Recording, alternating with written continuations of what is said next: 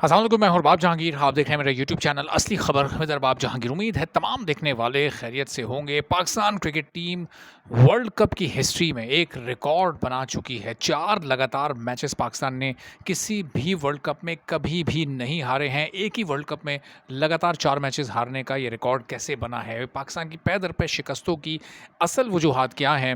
Real reasons क्या हैं? Hidden facts क्या हैं? इस वीडियो में सारी डिटेल्स मैं आपके सामने रखता हूँ। आप चैनल पर नहीं है तो चैनल सब्सक्राइब कर लें, बेल आइकॉन प्रेस कर दें ताकि ये तमाम वीडियोज़ और ये तमाम इन्फॉर्मेशन और तमाम असली खबरें आप तक पहुँचती रहें और आप इस पूरी सूरत हाल से बाखबर भी रहें। अब बहुत सारे लोग ब्लेम कर रहे हैं, कोई बाबर आजम को, कोई शाहीन आफरीदी को, कोई शादाब खान को, कोई रिजवान को कि ग्रुपिंग चल रही है, दोस्तियाँ निभाई, यानी पहले बात हो रही थी दोस्तियों की कि दोस्तियाँ निभाई जा रही हैं और अब बात हो रही है ग्रुपिंग की।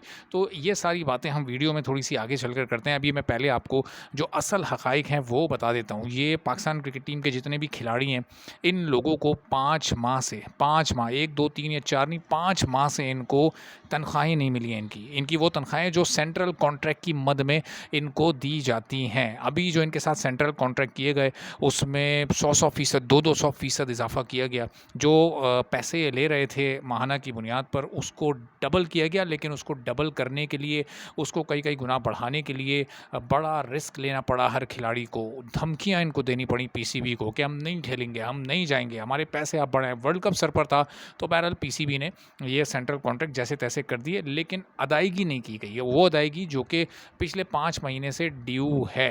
अब ये जो परफॉर्मेंस इस वक्त सामने आई है पाकिस्तान क्रिकेट टीम की, अब इसके बाद पीसीबी क्या कह रहा है? इसके बाद पीसीबी ये कह रहा है कि हम इनके सेंट्रल कॉन्ट्रैक्ट्स को दोबारा से देखेंगे। यानी अब पीसीबी को पता है कि बहुत सारे खिलाड़ियों को वाइट बॉल क्रिकेट से फारिग करना है, वनडे क्रिकेट से साइड करना है। अब जब वनडे क्रिकेट से किसी को साइड किया जाएगा, जो खिलाड़ी यहाँ पर एक्सपोज हुए हैं, जो कि T20 स्पेशलिस्ट थे लेकिन वनडे में बुरी तरह नाकाम हो गए, तो अब किसी की कैटेगरी बी होगी, किसी की कैटेगरी सी होगी। उन कैटेगरी से फिर उनको डिमोट किया जाएगा या सेंट्रल कॉन्ट्रैक्ट से आउट कर दिया जाएगा। तो जाहिर है अब इसको रिव्यू किया जाना है। अब पता नहीं कानूनी तौर पर ये शिक उस सेंट्रल कॉन्ट्रैक्ट में मौजूद है या नहीं कि एक बार कॉन्ट्रैक्ट देने के बाद क्या वो कॉन्ट्रैक्ट ख़त्म होने से पहले पीसीबी मजाज है कि उस कॉन्ट्रैक्ट को ख़त्म कर सके किसी भी मौके पर। तो अब इस वक्त सूरत हाल है क्या कि बाबर आजम वहाँ साउथ अफ्रीका का मैच खेलने से पहले मुस्तकिल कॉल्स कर रहे थे पीसीबी के, जो इस वक्त पीसीबी कमेटी है, उसके चेयरमैन हैं ज़का अशरफ, उनको, इसके अलावा सलमान नसीर को, इसके अलावा जो दीगर ऑफिशियल्स हैं उनको भी मुस्तकिल बाबर आजम इस मैच से पहले कॉल करते रहे।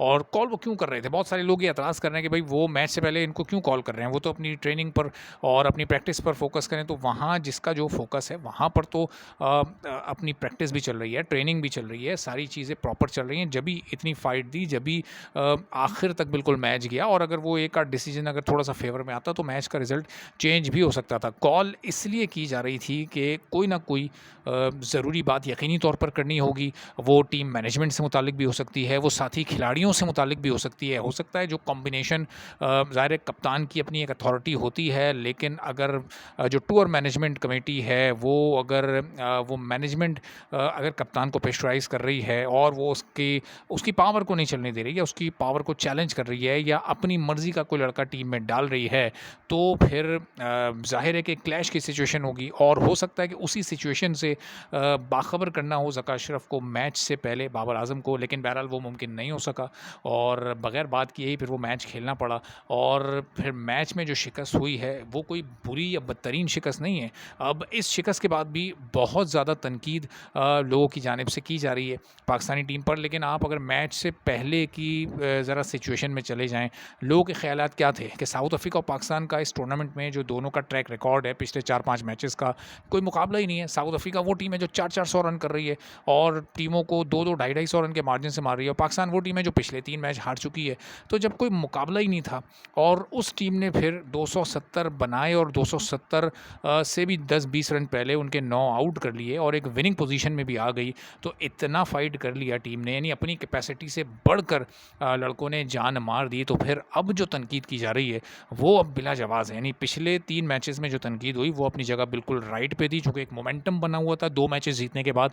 श्रीलंका को 350 रन का रिकॉर्ड चेस करने के बाद मारा था, वहाँ पर 2 सेंचुरीज़ बन गई थी, तो टीम की परफॉर्मेंस हाई चली गई थी, मोराल टीम का हाई था, 2 खिलाड़ी भरपूर फॉर्म में थे, बाकी भी खिलाड़ी आमतौर पर इमामुल हक और बाबर आजम भी फॉर्म में रहते हैं, तो ऐसा लग रहा था कि पाकिस्तान का टॉप ऑर्डर फॉर्म में है। तो उस हाई पर जाकर वापस लो पर आना और फिर बैक टू बैक 3 मैचेस हारना, तो उसके बाद तो मोराल बिल्कुल ही डाउन था। टीम वर्ल्ड कप से बिल्कुल डाउन एंड आउट हो चुकी थी। उस कंडीशन में और उस सिचुएशन में जो फाइट इस वक्त साउथ अफ्रीका से की गई है, इससे बेहतर परफॉर्मेंस हो नहीं सकती थी, इससे बेहतर मैच हो नहीं सकता था। टूर्नामेंट की अगर 3 बड़ी टीमें आप इस वक्त कोई भी निकालें तो उसमें टॉप 2 टॉप 3 में साउथ अफ्रीका आ रही है। तो जब इतनी बड़ी टीम थी, उस इतनी बड़ी टीम को शिकस्त देने का आप कैसे सोच रहे थे, किस बुनियाद पर सोच रहे थे? यानी जहां आप अफ़गानिस्तान से हार रहे हैं वहां आप साउथ अफ्रीका से जीतने की बात कर रहे हैं, तो ये तो जो लोग ये सोच रहे थे ये तो उनकी सोच का फॉल्ट है। खिलाड़ियों ने तो खुद से बढ़कर परफॉर्म कर दिया। अब वो बिट्स एंड पीसेस में किया, जितनी जिसकी कैपेसिटी थी उसने उतना ही किया। एक बाबर आजम को अगर आप हटा लें, बाबर आजम ने अपने लेवल से कम इस टूर्नामेंट में परफॉर्म किया है। 50s को वो सेंचुरीज़ में नहीं कन्वर्ट कर सके, लेकिन ज़ाहिर है पहली बार इंडिया गए, प्रेशर, बड़े मैचेस, बड़ा क्राउड, बड़े ओपोनेंट्स, तो वो एक प्रेशर ज़ाहिर है उसी में पता चलता है खिलाड़ी कितना बड़ा है। और फिर सबसे बढ़कर कप्तानी का प्रेशर, और फिर जिस टीम में यूनिटी ना हो उसको लीड करना बड़ा मुश्किल होता है। चूँकि खबरें ऐसी आ रही हैं कि हर खिलाड़ी अपनी मनमानी करना चाहता है। टीम में वो पीएसएल के कोई 4-5 कप्तान खेल रहे हैं, तो उसमें हर एक शख्स अपने आप को कप्तान ही तस्वुर करता है। तो बाबर आजम ने अपने लेवल से कम परफॉर्म किया, लेकिन बाकी जो इस वक्त आपके पास टैलेंट मौजूद है, जो टीम में लड़के मौजूद हैं, उन्होंने अपने टैलेंट के हिसाब से, अपनी कैपेसिटी के हिसाब से ही परफॉर्म किया है। उसमें आपके पास कोई बड़ी इनिंग खेलने वाला कोई बैटर मौजूद नहीं है। फ़खर जमान इस वक्त आउट ऑफ फॉर्म, फिर उसके बाद वो अनफिट हो गए। तो बाबर आजम के बाद सिर्फ एक फ़खर जमान आपके पास एक ऐसा प्लेयर था जो कि सिंगल हैंडेडली मैच को पलट सकता है, बड़ी इनिंग खेल सकता है। वरना बाकी जितने भी प्लेयर्स हैं उनकी अगर आप परफॉर्मेंस का जायज़ा लें तो वो बिट्स एंड पीसेस में ही परफॉर्म करते हैं। किसी ने कभी कोई हादसाती तौर पर 50-60 कर दिए तो कर दिए, किसी ने कभी पैचेस में अच्छी बॉलिंग कर दी तो कर दी। तो ये ट्रैक रिकॉर्ड रहा है, और जो जितनी कैपेसिटी हो, जिसमें जितनी सलाहियत हो, उससे उसी चीज़ की तवक्को रखनी चाहिए। अगर आप इस टीम से वर्ल्ड कप जीतने की तवक्को रखेंगे तो ये फिर ये महज़ ये खाम ख्याली ही है, ये फिर आपकी कम अक्ल, समझ और शऊर है। चूँकि इस टूर्नामेंट में इंडिया जैसी एक कंप्लीट टीम है, न्यूजीलैंड जैसा एक कंप्लीट पैकेज है, साउथ अफ्रीका जैसी एक डोमिनेंट साइड है जिसको कोई फाइनल 4 में काउंट नहीं कर रहा था, लेकिन किस तरह से उसने सबको गलत साबित किया। ऑस्ट्रेलिया जो कि हर तरह की सिचुएशन में कमबैक करने की सलाहियत रखती है, वो टीम इब्तिदा में पॉइंट्स टेबल पर डाउन गई और फिर कैसे वो पलट कर इस वक्त वापस आई है, और अब वो भी टॉप 4 में जगह बनाने की एक स्ट्रॉन्ग कंटेंडर है। और पाकिस्तान से ज़्यादा चांसेस इस वक्त नंबर वाइज आदाद शुमार के लिहाज से श्रीलंका के हैं। पाकिस्तान उनके बराबर मैचेस हैं, उन्होंने एक मैच कम खेला है।